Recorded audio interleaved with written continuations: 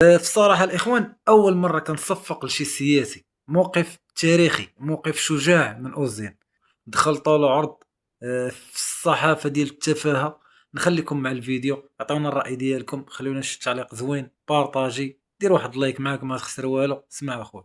هناك مقاولات إعلامية عملاقة كتمتص خزائن الدولة من الدعم العمومي، وأصبح أربابها من الأثرياء في المغرب دون حسيب أو رقيب. التهمت الملايين من أموال دافعي الضرائب. النتيجة الترويج للتفاهة، التطبيع مع منطق الفضيحة، والتشهير وتقويض قيم تمغربيت وهدم الأسرة. وآخر مثال هو واحد الموقع لأكبر فراقشي إعلامي في المغرب أصبح مختص في ترويج التفاهة. شنو دار روبورتاج اللي راه واحد السيد اللي غادر أولاده مشى نحو إسبانيا، تحول جنسيا لحدود إلى هذا الحد. حنا ما كندخلوش ماشي شغلنا في هذا الشيء، هذه حرية فردية، ولكن أنا كنحاج بالموقع الشهير بالفضائح اللي سمحت لاسبانيا لاجراء استجواب معه. اسمح لي السيد رئيس الحكومه، الدعم مقدم مقابل خدمه عموميه، ماشي الضرب في القيم المغربيه. ونجيبوا قاصرين ندير معهم استجواب بكلام بديع، يعني باي حق. واش هذه البلاد ولات فيها السبه ويمر هذا الشيء عبر مؤسسات وقنوات مموله من المال العام. ما يمكنش السيد رئيس الحكومه ولا رئيس هذا الشيء، حنا ما غاديش نرضوا به. هذا الموقع ما شفناش كيدير برامج حول الحكم الذاتي ولا الجهويه الموسعه، ما شفناش كيدعو خبراء لدراسه بؤر التوتر في المنطقه وتزيد الصعوبات. فقط خروج لتاكيد التفاهه والتعرض للمنابر الجاده او الهجوم على من استقبل صحفيين رافضين للصيغه باش جا بها مشروع قانون الصحافه، لان هذا الرفض فيه تهديد المصالح والرئه ديالو. ما تغطوش سيد رئيس الحكومه، ما دمت على راس هذه الحكومه فلديكم ايضا مسؤوليه تاريخيه، وعندك